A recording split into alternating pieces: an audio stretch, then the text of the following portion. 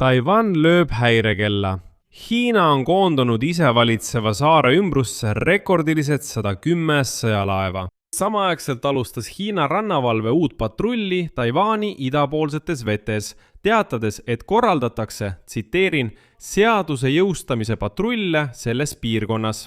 Samal ajal viivad Hiina ja Venemaa läbi ühised mereväeõppused Kollases meres ning kohe pärast õppusi on riigid planeerinud ühise merepatrulli Vaiksel ookeanil.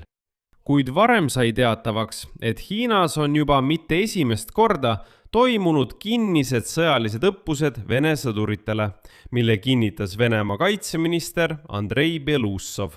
See näitab kahe riigi täielikku sõjalist koordineeritust, sest Hiinas väljaõppe saanud sõdurid läksid hiljem sõdima Ukraina vastu. Ja samal ajal kutsus Hiina üles USA'd olema ettevaatlik Taiwani küsimustes, kui Hiina välisminister Wang Yi vestles telefoni teel USA riigisekretäri Marco Rubioga. See tähendab juba otsest ähvardust. Taiwan hoiatab Euroopat, et kui sõda algab, mõjutab see ka eurooplasi. Arutame koos, miks Hiina tõi Taiwani juurde üle 100 sõjalaeva sõjaliste õppuste taustal. Koos venelastega. Ja mis edasi saab? Minu nimi on Aleksei Petši, arutame seda teemat koos. Aga enne kui alustame, palun tellige kanal, pange like ja kirjutage ükskõik milline kommentaar. Nii et Taiwani ümber kogunevad pilved üha tihedamalt. Taiwani riikliku julgeoleku nõukogu ametliku teate kohaselt on Hiina paigutanud Taiwani ümbrusesse 110 sõjalaeva. Hiina on paigutanud rekordilise 110 sõjalaevast koosneva laevastiku niinimetatud esimese saareahela piirkonda, mis ulatub Jaapanist läbi Taiwani kuni Filipiinideni. Taiwani võimude arvates võib see olla ettevalmistus saare blokaadiks. Hiina nimetas seda muidugi teisiti. Pekingis teatati, et Hiina rannavalve alustas uut patrulli Taiwani idapoolsetes vetes, väites, et piirkonnas viiakse läbi seaduse jõustamise patrulle. Ja edasi tsiteerin väljaannet Reuters, mis kirjeldab seda olukorda järgmiselt. Hiina sõjavägi tegutseb peaaegu iga päev Taiwani ümbruses, mida Peking peab oma territooriumiks. Siiski on Hiina hakanud kasutama oma rannikuvalvet oma territoriaalsete alade kaitsmiseks. Selle raames, mida Taiwan nimetab õiguslikuks sõjaks, mille eesmärk on luua Hiina tegevusele õiguslik alus. Ja nüüd teatas Hiina rannikuvalve, et laevastik hakkab selles piirkonnas patrullima, et tagada nende ehk Hiina seaduste järgimine ning kavatseb selliseid tegevusi tõhustada. Selles, mida Peking nimetab oma jurisdiktsiooni vetteks. See tähendab, et nad peavad neid täielikult enda veteks ja ei hooli teiste arvamusest. Neil on ükskõik näiteks Taiwani suhtes. Taiwan peab neid tegevusi ebaseaduslikeks, sest peab neid vesi enda omaks. Ja nüüd teatas Mandri-Hiina asjade nõukogu, et Hiina kommunistidel puudub suveräänsus või sellega seotud õigused vetes, mis asuvad Taiwanist ida pool, ning neil puudub nende vete üle jurisdiktsioon. Ja ükski nende ametlikest arustest ei oma seal mingeid õiguskaitsevolitusi. Ja vastavalt teatele on see juba teine kord selle kuu jooksul, kui Hiina saadab rannavalve laevad Taiwani idaranniku vetesse. Varem on Peking selgitanud selliseid samme vastusena Jaapani ja Filipiinide läbirääkimistele merepiiride üle. Sellel teemal oli mul eraldi saade selles YouTube'i kanalis, seega soovitan teil kanalile kindlasti tellijaks hakata, et olla kursis maailmas toimuvaga. Selliste agressiivsete rünnakute vastuseks taastas Taiwan antikommunistlikud patriootlikud tunnid. Oma sõjaväeakadeemiate lõpetajatele pärast veerandsajandi pikkust pausi. Siin räägin ma tausta, et mõista selle hetke tõsidust. Külma sõja ajal olid Taiwanil laialt levinud kampaaniad, mis hoiatasid ohu eest, tsiteerin, kommunistlikud bandiidid Hiinas, kelle valitsus peab saart oma territooriumiks. Siiski lõpetati ametlik kommunismivastane patriootliku kasvatuse programm sõjaväeakadeemiate lõpetajatele juba 2002. aastal ning see nimetati ümber lihtsalt patriootlikuks kasvatuseks. Poliitilises kasvatuses ei meenutatud seal enam eriti kommuniste.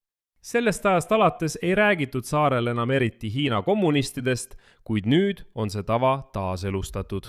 Taiwani kaitseministeerium teatas, et sõjaväeakadeemiate lõpetajate koolitused taastati seoses kasvava sõjalise ohu ja Hiina sissetungi ohuga. Edasi tsiteerin Taiwani kaitseministeeriumi. Nad peavad selgelt mõistma riikliku julgeoleku ohtu ja teadvustama sõjalist missiooni, mille ja kelle eest me võitleme. Lõpetajatele peavad loenguid selliste asutuste ametnikud nagu Mandriasjade nõukogu, mis kujundab Hiina poliitikat, riiklik julgeolekunõukogu, justiitsministeerium ja juhtiv valitsuse analüüsikeskus Akadeemia Siinika. Eesmärk on kujundada lõpetajates selge arusaam sellest, kes on sõber ja kes on vaenlane. Ilmselt on need piirid hakanud väga tugevalt hägustuma. Taipei ei välista, et ühel päeval muutuvad Hiina sõjalised õppused siiski reaalseks sissetungiks. Seetõttu tugevdavad Taiwani relvajõud oma ettevalmistust. Samal ajal kutsus Hiina USA'd üles olema Taiwani küsimustes ettevaatlik. Telefonivestluse käigus Hiina välisministri Wang Yi ja USA riigisekretäri Marco Rubio vahel. Ja edasi Wang Yi tsitaat. Hiina kutsus Ameerika Ühendriiki üles suhtuma Taiwani puudutavatesse küsimustesse äärmise ettevaatlikkusega. Väiksemgi samm Taiwani küsimuses võib mõjutada olukorda tervikuna. Hiina ja USA peavad töötama selle nimel, et hallata igasuguseid riske. Taiwani küsimusel on kaugele ulatuvad tagajärjed ja Hiina loodab, et USA suhtuvad Taiwaniga seotud küsimustesse äärmise ettevaatlikkusega. Konstruktiivsete suhete loomine, mis põhinevad strateegilisel stabiilsusel, ei ole lihtsalt loosung. See nõuab tegusid, vastastikust lähenemist ja pidevaid pingutusi. Ja selle taustal tekitab muret veel üks uudis. Juulis viivad Hiina ja Venemaa läbi ühised mereväeõppused Kollases meres. Sellest teatas ametlikult Hiina kaitseministeerium. Ja pärast õppusi on riigid planeerinud ühise merepatrulli Vaiksel ookeanil. Hiina kaitseministeerium ei täpsustanud manöövrite täpseid kuupäevi ega nendega kaasatava tehnika ja isikkoosseisu arvu. Õppused toimuvad merel ja õhuruumis Tsingtao lähedal. Ja edasi tuuakse Hiina kaitseministeeriumi tsitaat. Pärast õppusi viib osa jõude läbi ühise merepatrulli vastavates Vaikse ookeani vetes. See on osa Hiina ja Venemaa relvajõudude iga-aastasest koostööplaanist, mille eesmärk on ühiselt lahendada julgeolekuprobleeme ning säilitada rahu ja stabiilsus piirkonnas. Ja Türgi agentuuri Anadolu andmetel toimus Tsingtao sadamas juba tseremoonia, millega võeti vastu Venemaa merevägi, kes saabus nendel manöövritel osalemiseks. Venemaad esindavad ristleja Varjag, fregatt Veevski, allveelaev Ufa ja päästelaev Igor Belussov. Hiina poolt osaleb mitu hävitajat, fregatt, varustusalus ja allveelaevade päästelaev. Lisaks sellele kasutatakse ka pardakoptereid. Ja selle taustal ilmub järjest rohkem kinnitusi selle kohta, kui tugevalt on Hiina sõjavägi seotud sõjaga Ukraina vastu. Ukraina järel hakkab ka Peking nõudma Moskvalt samasugust kaasatust ja vastastikust abi, näiteks Taiwani küsimuses. Reuters teatas, et 2025 aasta lõpus toimusid Hiinas sõjalised õppused Vene sõduritele, mille kiitis heaks Venemaa kaitseminister Andrei Belussov. Ühes dokumendis, millega ajakirjanikud tutvusid, mainitakse Belussovi sisekäsku, mis anti välja juba 2025 aasta augustis. Selle kohaselt saadeti Vene relvajõudude delegatsioon Hiinasse, et osaleda õppustegevustes Hiina rahvavabastusarmee objektidel. Nii, raport kirjeldab üksikasjalikult üht kursust. See on 3-nädalane programm kiirgus-, keemia- ja bioloogilise kaitsealal, mis toimub novembris ühel Pekingi sõjaväeobjektil. Samuti on seal fotosid, kus Hiina instruktor viib läbi tunde Vene sõduritega. Nad uurivad tuumareaktori maketti ning läbivad väljaõpet keemilise ja kiirgusluure ning ventilatsioonisüsteemide saastumise eest kaitsmise alal. Hiina väidab kogu Venemaa-Ukraina sõja vältel, et ta justkui säilitab neutraalsuse. Ja Hiina välisministeeriumis teatasid nad ajakirjanikele, et Pekingi seisukoht, nagu nad ütlevad, Ukraina kriisi suhtes jääb muutumatuks.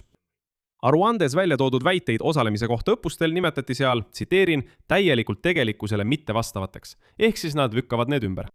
Kuid Reutersi andmetel läbis umbes 200 Vene sõjaväelast 2025 aasta lõpus Hiinas väljaõppe, riikidevahelise mitteavaliku kokkuleppe raames. Väljaõpe toimus Pekingis ja Nanjingis.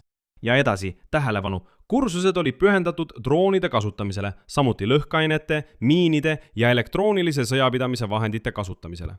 Pärast õppusi Hiinas saadeti need Vene sõdurid sõtta Ukraina vastu. Samal ajal tarnib Hiina, hoolimata oma neutraalsusavaldusest, Venemaale kahesuguse kasutusega kaupu. Wall Street Journal märkis, et neid saab kasutada näiteks Shahed-tüüpi ründedroonide tootmisel. Lisaks suurendas Venemaa 2025 aastal Hiinast importitava fiiberoptilise kaabli kogust 10 korda, mida kasutatakse FPV droonide juhtimiseks fiiberoptilise kaabli kaudu. Aga ilma liigse paanikata lisan, et Ameerika luurekogukond ütleb oma 2026 aasta iga-aastases ohte käsitlevas aruandes otse välja. Hiina juhid ei plaani praegu 2027 aastal Taiwani tungida ega oma kindlat ajakava ühinemise saavutamiseks. Veelgi enam, Peking eelistab, hoolimata jõu kasutamise ähvardusest, saavutada oma eesmärgid ilma sõjata, kui see on võimalik. Miks mitte praegu? Praegu. Põhjuseid on mitu ja need moodustavad ühe loogilise terviku. Esiteks need korruptsioonivastased puhastused armees, mida viib läbi Hiina juht. Xi Jinping on alates 2022 aastast tagandanud umbes 100 kõrget ohvitseri. Ja nagu eksperdid närgivad, on sõjaline variant Taiwani suhtes lähiaastatel ebatõenäoline, sest armee, mille just äsja ümber korraldati, ei saadeta kindlasti kohe lahingusse. Teiseks, Pekingil ei jääks enam survetegurit USA suhtes. Kui ta tõesti võtaks Taiwani üle, millega siis veel saaks šantažeerida? Kolmandaks, sissetung on tohutu risk. On täiesti tõenäoline, et Ameerika Ühendriigid sekkuksid, kindlasti tuleksid sanktsioonid ja kindlasti tabaks see ka Hiina enda majandust. Seetõttu on manöövrid praegu surve ja hirmutamise vahend. Kui soovite, siis see on tõesti Taiwani blokaadi proov ja poliitiline signaal. Kuid tõenäoliselt ei ole see ettevalmistus koheseks rünnakuks. Kui rünnaka toimub, siis peaaegu kindlasti mitte praegu. Siia panen 3 punkti. Kirjutage oma arvamus ja järeldused selle video kommentaaridesse. Tellige kanal, vajutage kellukesele ja ärge unustage panna laiki. Sellega on kõik. Hoolitsege enda eest. Kõike head!